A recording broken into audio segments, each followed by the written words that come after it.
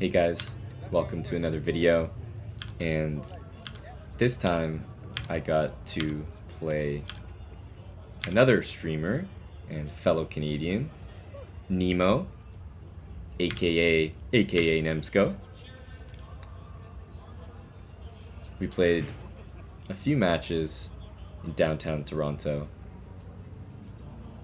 but I selected this one because I think the game was highly entertaining from start to finish. We're playing an English opening here. Bishop c5 is a little bit unorthodox. Definitely the move d4 comes to mind here, attacking the bishop. But when I play this setup, I almost always go for the move f4 as a way to be a little more offbeat and play a specific setup that I've used in tournaments.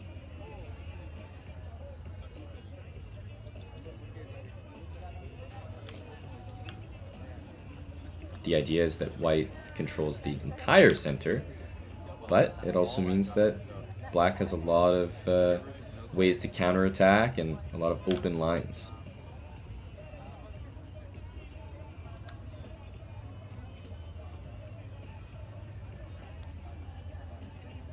The nice thing about this f4 push is that the bishop on c5 continues to be a little bit misplaced, as pawn to d4 is definitely going to gain time at some point this game.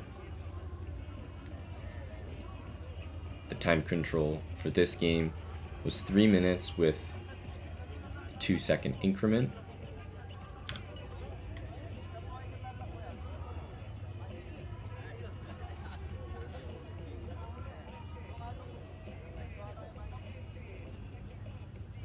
There was quite a crowd around as well, which always contributes to the atmosphere.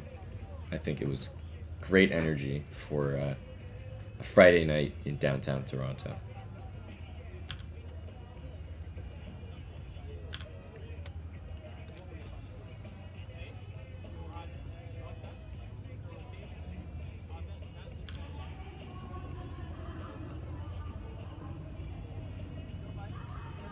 After bishop to d6, I went into one of my longer thinks of the game, because I was really trying to decide, honestly speaking, if I could get some really, crazy sacrifice tactics to work on the king side, or if I wanted to take a more measured approach and just play maybe pawn to b3 and bishop b2. So for me, there were almost 2 to 3 main plans in this position.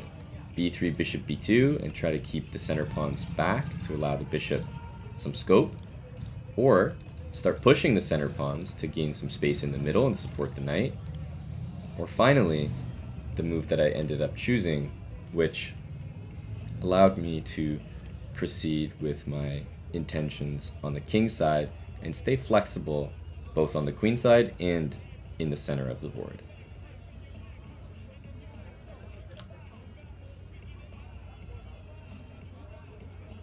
Because I spent a long time on it, now it's very menacing. So I think it looks you guys spent so much time on it off the game. This move is probably not objectively the best, but it looks menacing, and coupled with some of my next moves, I think queen h5 is not the easiest to deal with.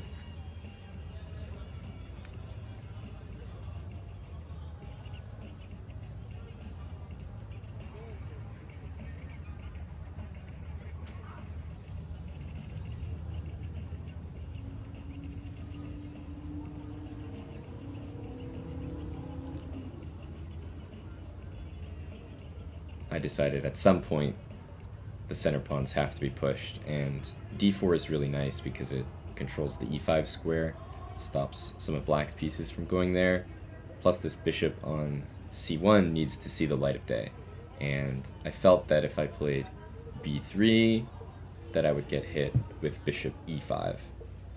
So I said it's time to take the center. Rook b8 by Nemo here was a little bit of a strange move, but I understood her purpose as soon as she made her next move. She wanted to guard the b7 pawn from the bishop on g2.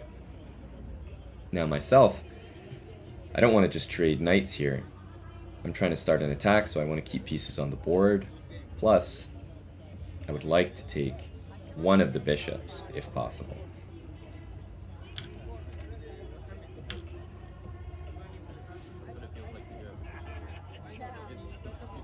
Mission accomplished.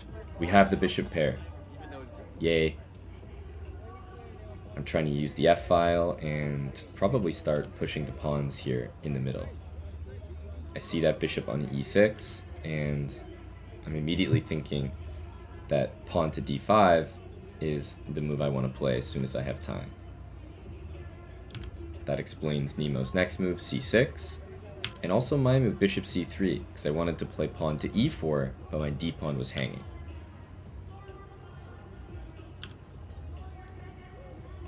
Now after e4, I was already planning to play the move d5, which is a strong move, but I hesitate here and eventually decide, oh, let's just play the cheeky move a3.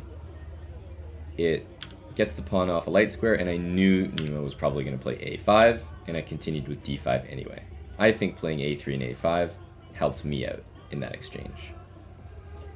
And right here, with pretty low time on the clock, around 20 seconds, I decided to put something together here, which is risky with low time, but I decided to go for it.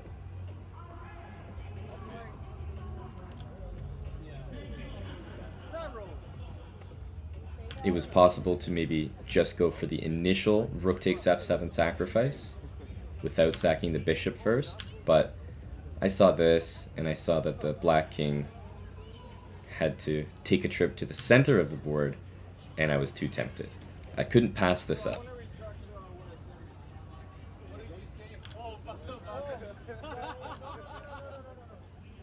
As you can see, the evaluation is pretty reasonable for white, and here I played b4 to stop king c5 so that the king can't escape.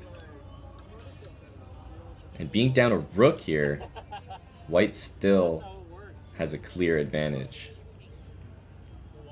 And with both of us low on time, I think I did a good job still finding some of the best moves in the position in order to hunt down this king, which is wildly exposed.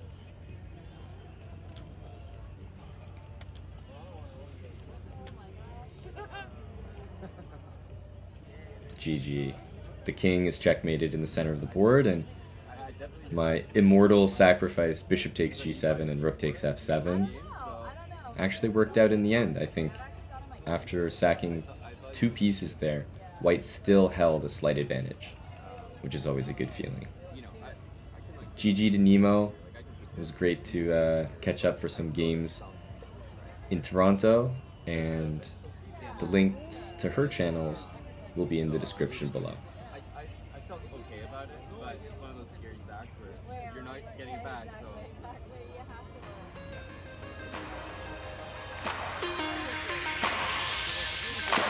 Get it.